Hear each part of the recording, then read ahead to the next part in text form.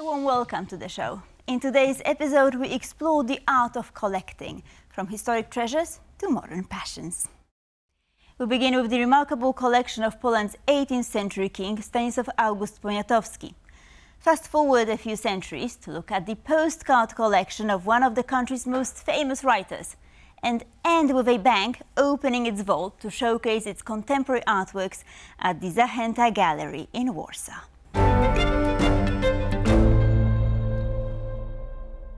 The art collection of King Stanisław August Poniatowski was an impressive expression of Enlightenment ideals, created to educate and to adorn royal residences. It included exquisite paintings by old masters, alongside sculptures, coins, medals and books.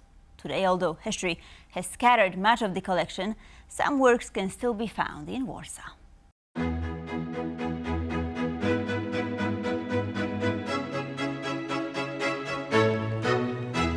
The last Polish king, Stanisław August Poniatowski, was a man of the Enlightenment, a lover of bold political ideas, philosophy and art.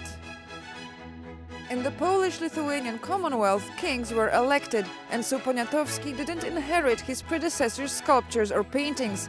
In 1764, he moved into a near-empty royal castle. But that's okay, because as you will see right here, he was a passionate collector. His reformatory activities aside, Stanisław August was perhaps most famous for his passion for art. He especially loved paintings. During his reign, he managed to collect 2,500 pieces, and the most prized ones he put on display here in the palace on the Isle. Like other enlightened monarchs of the era, Stanisław August sent agents to London, Vienna, Paris and Rome to alert him on the best new pieces.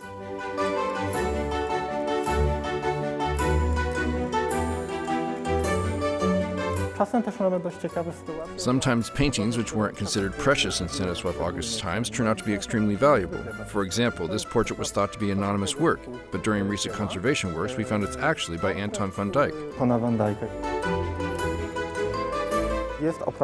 This one is framed in an original Stanislavian frame.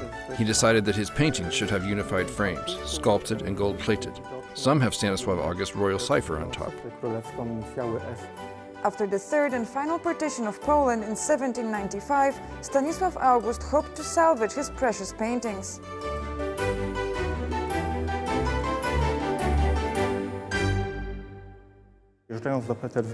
When leaving for St. Petersburg at the end of his life, the king decided to take his most cherished paintings with him, which is why many of those artworks are now in Russian collections, most famously at the Hermitage.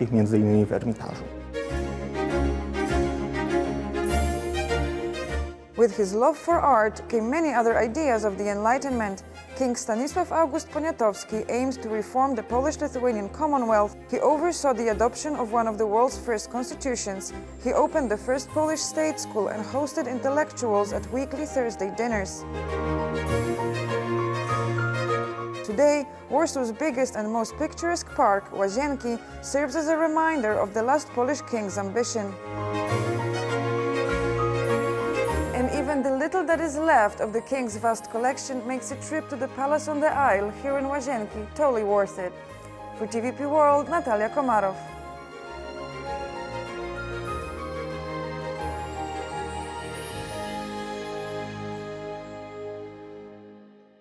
A collection of postcards and old photographs captures a bygone era, streets, interiors and moments long vanished from everyday life. For a well-known Polish writer, these fragile images hold exceptional meaning, evoking the memory of a long-lost family home and the heritage bound to it. Ghosts of the past. Anonymous characters who once lived, loved, dreamed, feared. Jacek Dehnel is well known in Poland as a writer, but we are going to be talking about another passion of his, collecting very old photographs.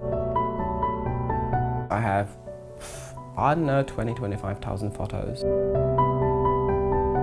Dehnel began buying old pictures from flea markets as a teenager. My grandmother was a great storyteller, and she would always tell me all those stories about her little manor in 1930s and during the war, and about her grandparents and parents, and I did not have a single photo of them. The reason? During World War II, Red Army soldiers took over the manor and used the family pictures for kindling. It was cold. So I think it was this sense of lack that I started to collect because of. And the second thing is that my mother is a painter. I used to be a painter, and before I became a writer. And visuals are very important for me, so I'm first of all very interested in pictures. People who encounter Dehnel's collection sometimes experience strong emotions. Some people have this feeling that these are ghosts of people, and they have some kind of, a superstitious fear of that. There's plenty of more interesting ways of looking at photos than just thinking, oh, those people are dead. Yes, of course, they are dead. You are going to be dead too. You have plenty of photos. There's nothing special about it. We are born, we live, we take photos, and then we die. 19th century, early 20th century, from Poland, Europe, the United States. Having realized he was more of a custodian than owner of the photos, Dehnel began digitizing them. It requires effort, but over 16,000 photos, postcards and, well, uncanny objects can be found at aversrevers.pl. The daguerreotype. This is the earliest photo technique. These were popular in Europe and in the US, but in Europe quite fast they were replaced by the paper techniques. This is a stereoscope. So you have an image which is in two halves, they're almost the same, and they were taken by a special camera that emulates the 3D view. So if you put it in a special small machine, you can see that in 3D. Dehnel particularly loves amateur pictures from the early days of photography. They take a lot of bad photos, not the way they intended to take them, and this is very interesting, of course. And although he rarely buys mass-produced postcards, he will cave for the interesting ones. Like these, depicting Paris during the 1910 flood, when photographers from across the country flocked to the capital to capture a city underwater. Thanks to Jacek Dehnel's obsession, a world destroyed by the fires of the 20th century lives on in this vast collection. But it's not about ghosts of the dead, it's about celebrating life with all its imperfect but beautiful moments. From emerging artists to established names, artworks are collected not only by private collectors, but also by institutions. One of Poland's largest banks has opened its collection to young curators who are shaping an exhibition titled Image in Motion at the Zachęta Gallery in Warsaw, reopening January 15th. Right now is the last chance to catch the first installment of the Moving Image exhibition at Zachęta National Art Gallery. In a few days, the exhibition will reopen, but this time, the new rendition will be curated by Warsaw's teenagers.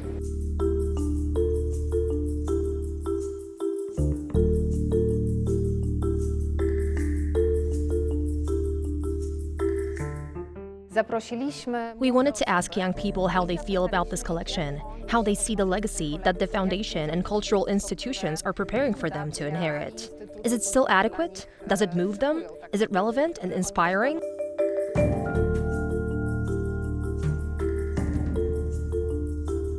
As it turns out, young people can be very receptive to art when they're allowed to think creatively. Zachęta invited kids aged 12 to 18 and asked them to pick out what they thought were the most interesting pieces at the exhibition, search for new meanings, and even come up with new titles.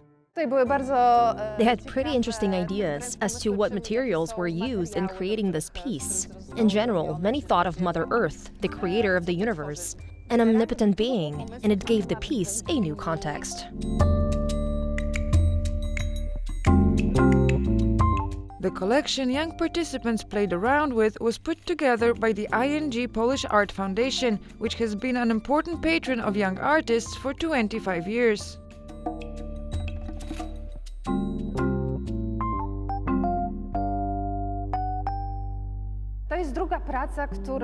This is another piece the participants were drawn to because this installation is alive. Here we have shells, and the black caramel slowly drips as it melts, thus measuring time. The youth found it very inspiring. They connected it to climate change.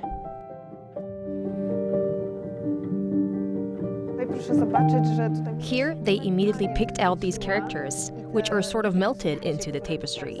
And they came up with the story of a lonely person living in a cabin by the lake who is going through a mental crisis. From this emerged a world of internal demons. The ING Polish Art Foundation says it's building its collection with the aim to invest in the young creators of Poland's future national heritage. By taking patronage over interesting artists, they're continuing an age-old tradition. And in case the foundation is ever dissolved for some reason, an agreement was reached that the collection would then be inherited by Zachęta, one of Warsaw's most recognizable art galleries.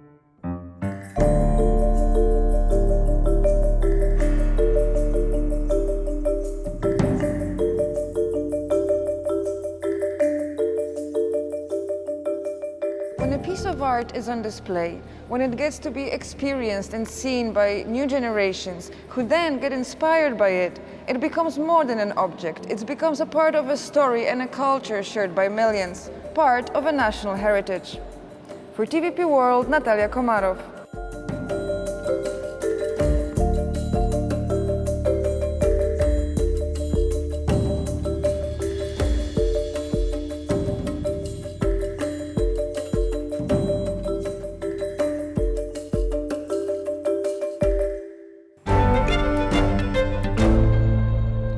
As usual, it's time for Culture Beats, and we start off with a new and distinctive album for fans of jazz.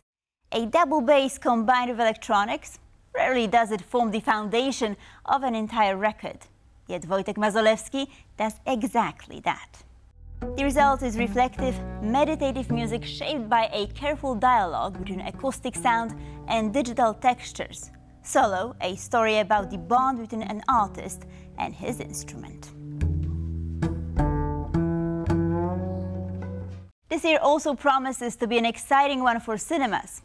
Audiences can expect a wide range of releases, from intimate, character-driven stories to large-scale spectacles, including Dziki, the first Polish film designed for IMAX.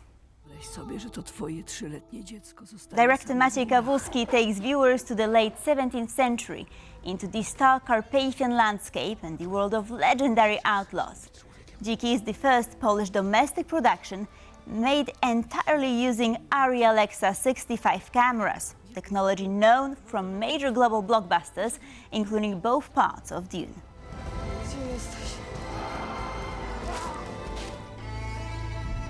And before we go, a treat for theater goers. In a world where borders are once again trembling and Europe's resolve and strength are being tested, questions about who we are and what values we truly uphold become unavoidable.